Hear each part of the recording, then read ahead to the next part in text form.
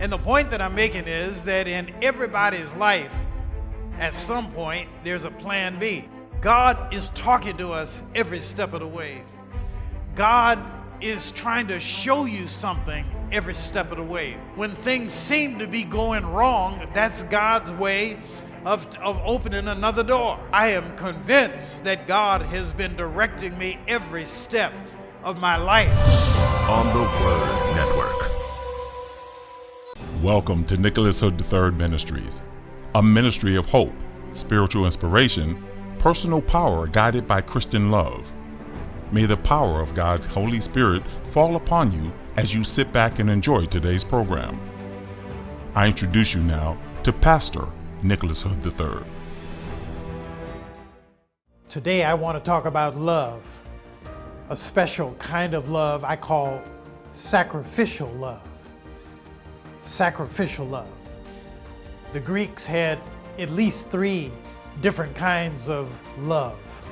There's philia, which is brotherly love, eros, the erotic love, and then there's agape, a selfless kind of love.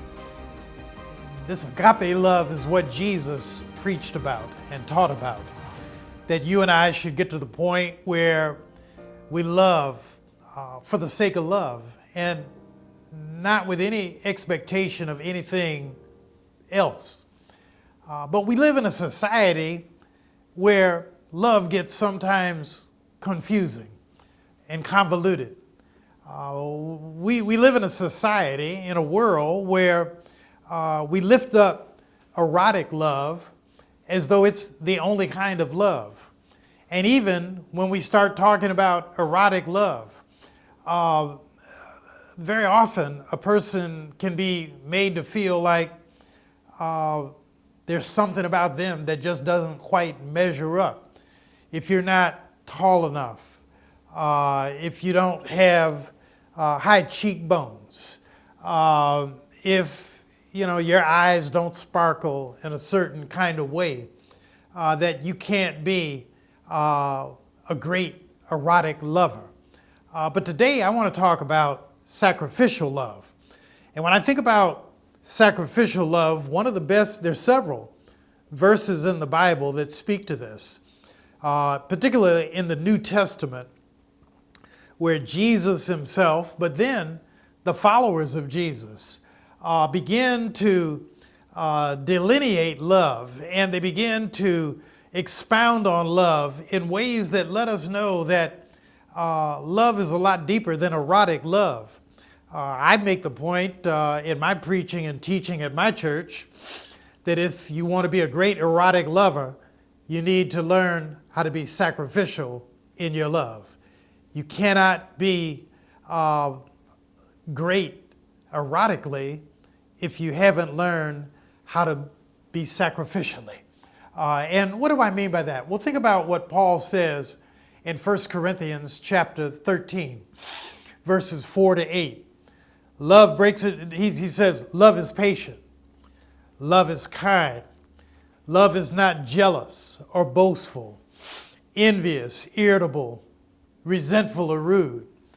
Love does not insist on its own way, but rather love bears all things, believes all things, hopes all things, endures all things. Love never ends.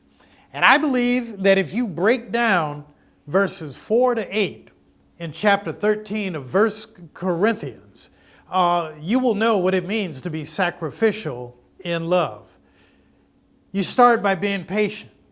You cannot be sacrificial in love unless you have a patient love. And this doesn't, on one hand, have anything to do with being erotic in love, but just simply to be a person who loves someone or a person who loves something, you have to be patient. Patient enough to understand that a relationship takes time to build up, even in the best of relationships. That we need to be patient with one another. That no matter how developed we are emotionally and spiritually, even physically, that at some point we have to be patient. Patient with ourselves, patient with others. Paul says love is not just patient, but it's interesting. He says patient is the first thing, but it should also be kind. Some people are patient, but they're not kind. And if you are not kind, you cannot develop love. You cannot be sacrificial in your love unless you learn how to be kind in your love. Paul says love is not envious. And think about all the times in life you'll hear about people, maybe you yourself have felt envious of someone else, envious of how another person looks, envious of their money, envious of their possessions. Sometimes, even in a marriage, people will be envious of one another, envious of one emotional trait as opposed to another, envious that somebody is patient, envious that somebody is kind, envious that somebody is a better listener than you. But Paul says love is not envious. And if we are to learn how to sacrifice ourselves in love, we have to get beyond envy. He says love is not resentful. Think about resentment, and what does that really mean? You know, that it's hard for you to give of yourself to those who are poor. It's hard for you to give of yourself to a wife or to a husband if you are envious, maybe envious of their relationship with their parents, envious of their money, envious of this or that. You know, I was talking the other day with my wife and my mother-in-law, and I said, how many times a day do you all talk with each other on the telephone? They live in different cities. And my wife thought about it for a second. She said, well, we talk about 2 times a day. And one of them asked me, they said, how many times a day did you talk to your father? I said, well, one, my dad lived till he was 93. I said, but I talked to my dad about 5 times a day on the telephone. And that first call used to be between 5 and 6 in the morning. Then my dad married his second wife, and my dad told me nicely, he said, Nick, he said, maybe we ought to lighten up on that 5 a.m. phone call. And so we backed off. But I could see how somebody might be envious of that, because that's just different. But Paul says love is patient, love is kind, love is not jealous, it is not boastful. Think about all the boasting that sometimes goes on in life. It is not resentful or rude. Love does not insist on its own way. How can you sacrifice for somebody else if you have to have your way? If you have to be the one who picks the movies? If it's you who have to pick the restaurant to go eat? If it's you who picks the food that you're going to eat at home? If it's you who sets all the rules in the house? He says love does not have to insist on its own way. But then Paul says love bears all things, believes all things, hopes all things, endures all things. Love never ends. And I tell you, my friends, if you follow that prescription, what you will find is that that is a roadmap to what I call sacrificial love. And I believe that you and I do not become the men, we don't become the woman that God has intended us to be until we learn how to sacrifice for somebody else. And you know, when you find a woman that you love, when you find a man that you love, if you have a child that you've brought into this world, or maybe a neighbor's child, or a relative's child, who you find yourself extending yourself for them, that is when you begin to learn about sacrificial love, what it means to really give of yourself. And in the process, of learning to give of ourselves, what we find is that God gives unto us. And I encourage you, if you belong to a church, in whatever community you live in, and I know we've got people in 195 countries who are looking at this program right now, I encourage you to sacrifice yourself for your church. I encourage you to sacrifice a little bit for your city. I encourage you to sacrifice for the poor. I encourage you to sacrifice yourself for the sick, for the lonely, for the tired, for the distressed, the dispossessed. I encourage you to start thinking a little bit about somebody other than yourself. And I'm convinced that one of the reasons why some of us don't go very far in our marriage and we don't go very far in life is because we're too busy trying to hold on to what we have. And one of the things I've learned as a pastor is that in love, once a person begins to sacrifice for someone else, it begins to break down the barriers in that relationship. And even in a good relationship, you can have barriers. And the biggest barriers, I think, are barriers of trust, because we're used to being burned. We're used to being hurt. We're used to being taken advantage of.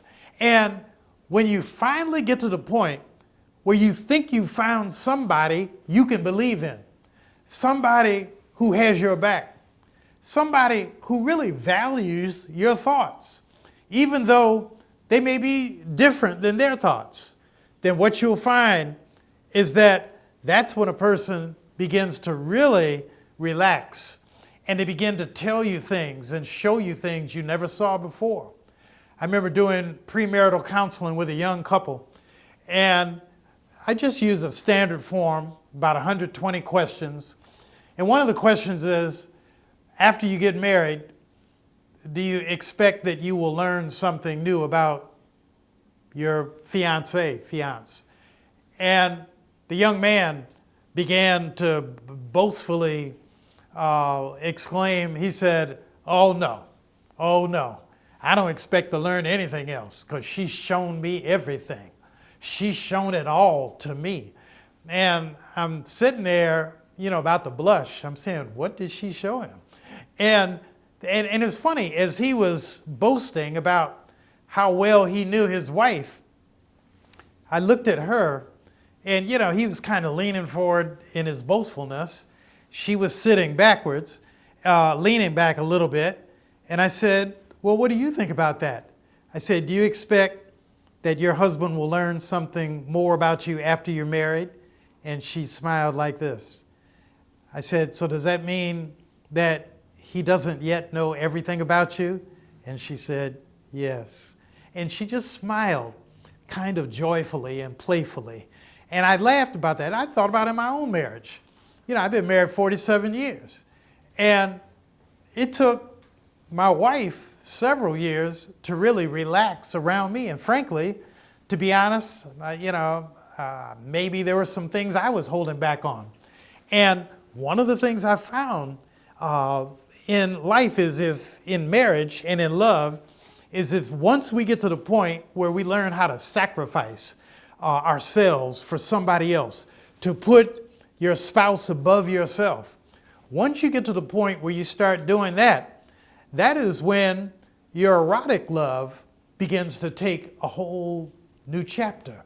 And it's hard to explain that to people when we live in such a eroticized world where we think that, and we're shown these images on television and in the movies and in magazines, on social media, that there's only one way to be erotic. There's only one way to be physically stimulated in love, and not realizing that if you really want a quality physical stimulation in love, it starts with an emotional and spiritual sacrifice. And that's the word that I leave you with today. If you're looking for a deeper joy, if you're looking for a deeper quality of the relationships in your life, and I'm not just talking about the physical relationships, But what I'm talking about is the emotional and the spiritual relationships. You can get to the point where you sacrifice some of your desires so that the people who mean the most to you can be lifted up. That is the point when they will begin to lift you. And so that's my word for today.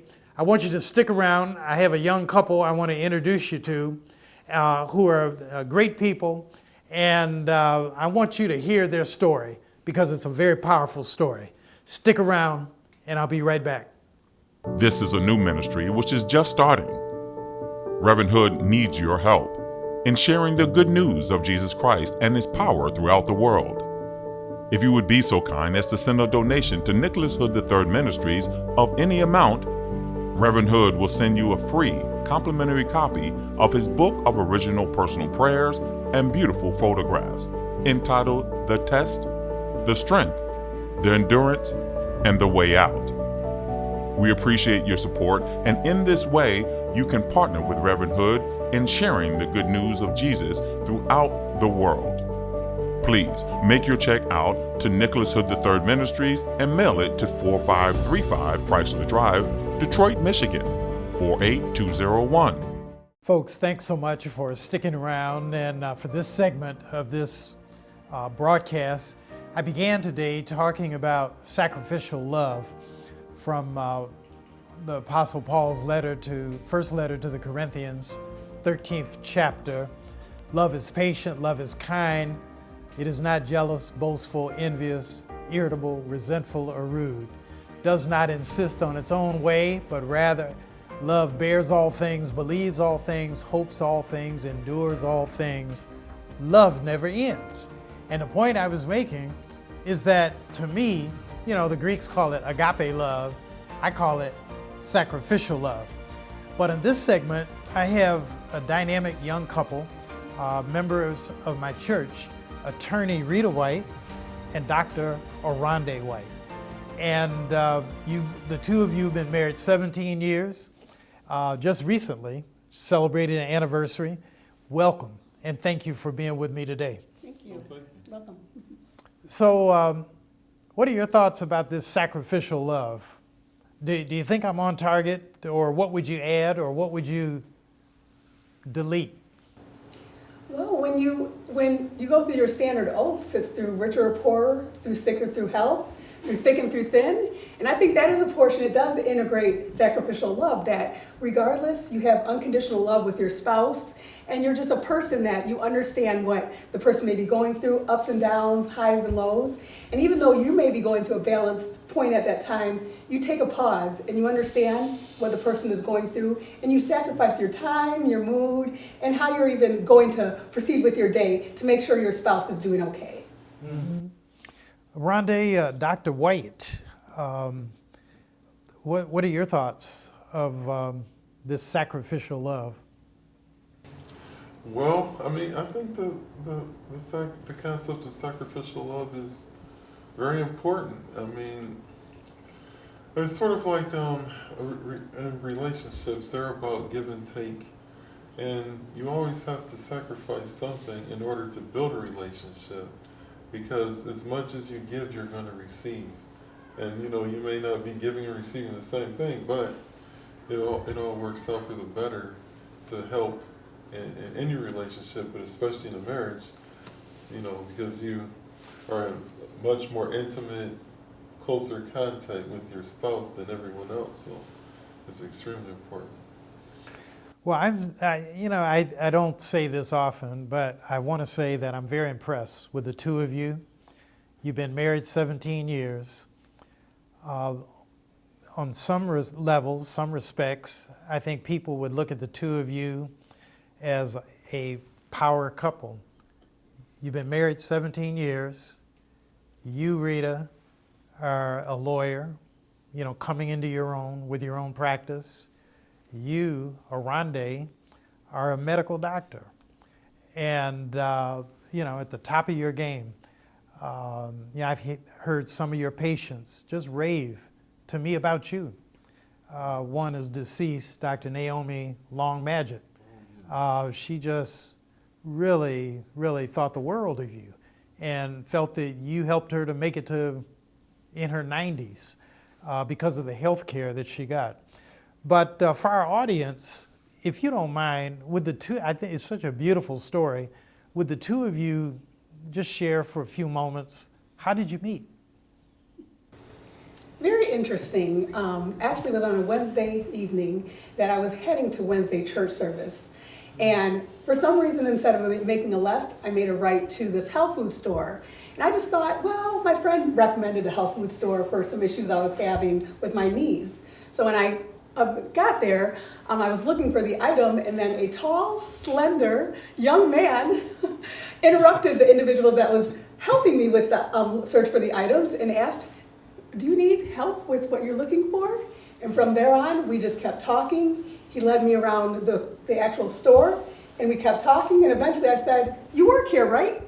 "Oh, no, I don't work here."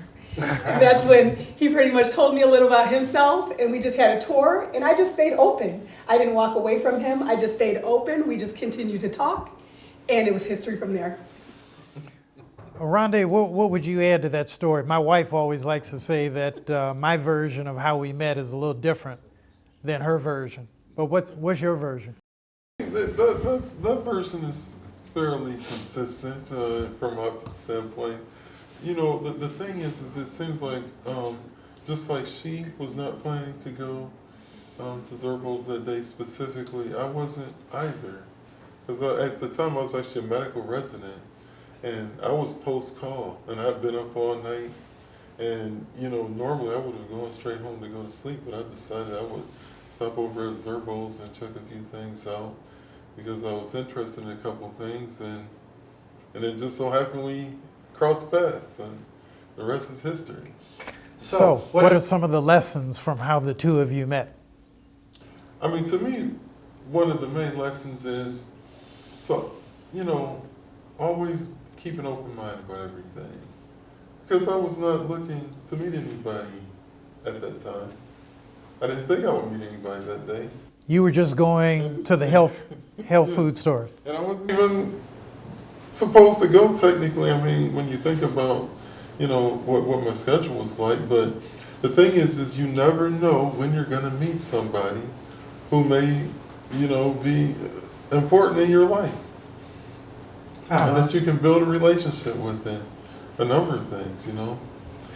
Well, Rita, you know, I'm always looking for something humorous in life, and it's interesting to me to hear your version of how the two of you met, that you were on your way to church. Yes, I was. You were on your way to church, but you had an inkling, a feeling that you wanted to stop by a health food store. Correct. And you go to the health food store, you meet this young man, and he's, you know, showing you around the health food store, and you get to talking, and then the next thing you know, you miss church. Yes, I did. Now I'm a pastor of a church, and I guess on one level I could, you know, get upset about that story, but on another level, to me, one of the lessons that I'm hearing from the two of you is there's a time to go to church, and maybe a time not to. Yes. And you made a decision, Rita, that radically changed your life. That's true. With a decision not to go to church. Now, folks, don't think anything bad about me about this. I think it's kind of cute myself. But I think that there's a lesson in this, that we always ought to stay open. And I don't know if I had the sequence right, but the two of you were talking for about an hour. Yes. And then at the end of the hour, was it you or Rondé who said you'd like to stay in touch, or what? Or did she say that? Well, that's open for debate. No, sorry. No, well, I suggest maybe you can, you know, go to lunch sometime. And then she was agreeable. Well, she was agreeable, but you told me she gave you her card. Yes, she did. She said, well, so you have my email, you have my phone number. Oh. She made sure I had multiple ways to contact you. So she made it easy for you.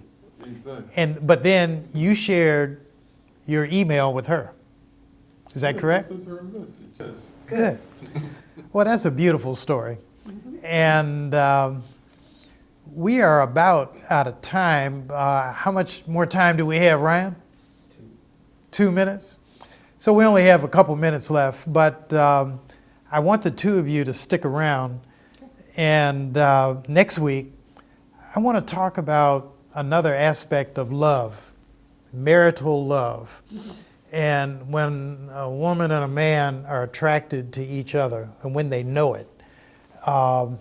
And through the story of David, the second king of Israel, in 1 Samuel 25, when he meets Abigail, who is married to somebody else. She's married to somebody else. He stays his distance until her husband dies unexpectedly. And then the Bible says he wooed her. And when we come back next week, I want to talk with the two of you about wooing one another in marriage. And what does that look like when you've been married 17 years?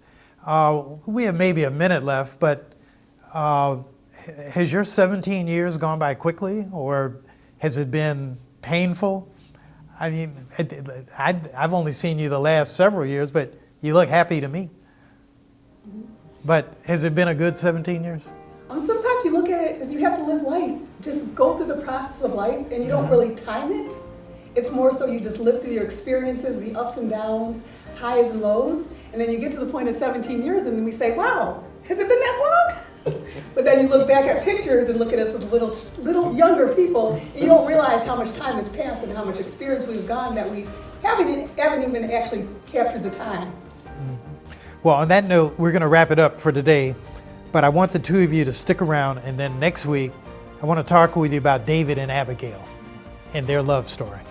Folks, thanks so much for watching this broadcast. If it means something to you, pick up a phone, call a friend, tell them next week, Saturday, 2:30 p.m. Eastern Standard Time, Nick Hood will be on the line, and he's looking for you. God bless, God keep you, and remember, I'm praying for you. Thank you for watching today's program. We hope you've been blessed in a powerful way. Just knowing you took the time to watch today's broadcast is a great encouragement to Pastor Nick Hood. If this broadcast has been a blessing to you, we ask that you mail a tax-free donation to Nicholas Hood Ministries at 4535 Chrysler Drive, Detroit, Michigan, 48201.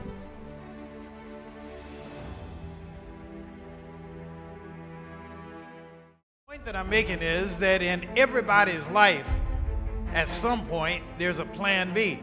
God is talking to us every step of the way.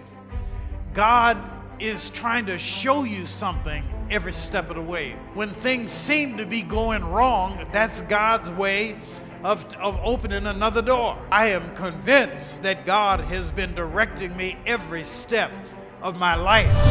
On the Word